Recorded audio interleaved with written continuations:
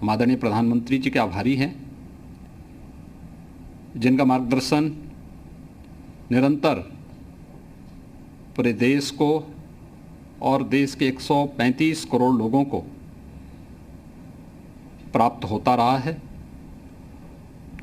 Unlock second की कार्रवाई के लिए प्रारंभ होने के पूर्व आदरणीय प्रधानमंत्री जी ने जो कुछ महत्वपूर्ण सुझाव दिए हैं, जो चिंताएं व्यक्त की हैं और जो घोषणाएं की हैं, बहुत महत्वपूर्ण हैं। और वो महत्वपूर्ण इसलिए भी हैं कि स्वाभाविक रूप से लॉकडाउन के चारों चरण में जो सतर्कता और सावधानी बरती गई थी, वह अनलॉक 1 के प्रारंभ होने के साथ निरंतर जारी रहनी चाहिए और सभी नागरिकों के हित में कोरोना की चेन को तोड़ने, इसके संक्रमण को हर हाल में रोकने के लिए वे सावधानियां बहुत महत्वपूर्ण हैं। चाहे वह 2 गज की दूरी, मास्क जरूरी, सैनिटाइजर हो या फिर बार बार स्वच्छ जल से हाथ धोने का कार्य।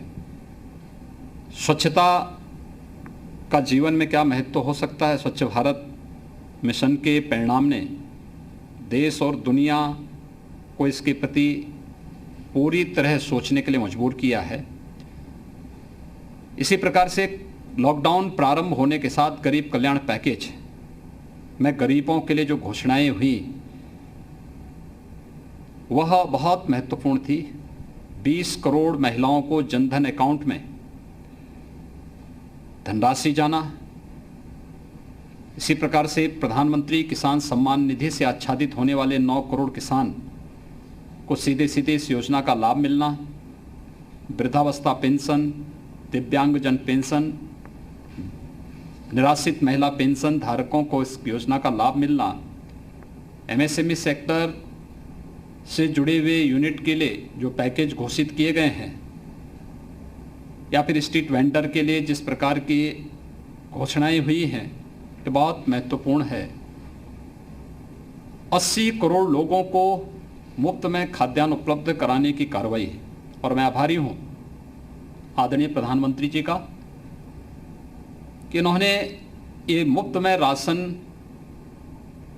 को आगामी 6 महीने के लिए बढ़ाया है और यह नवंबर 2020 तक 5 किलो चावल या 5 किलो गेहूं, 1 किलो दाल मुफ्त में राशन की यह व्यवस्था उन्होंने पर्व और त्योहारों को ध्यान में रख कर के और आने वाले समय में आम जन की सुविधा को ध्यान में रख कर के इसे बढ़ाया है। हम इसके लिए आभारी हैं।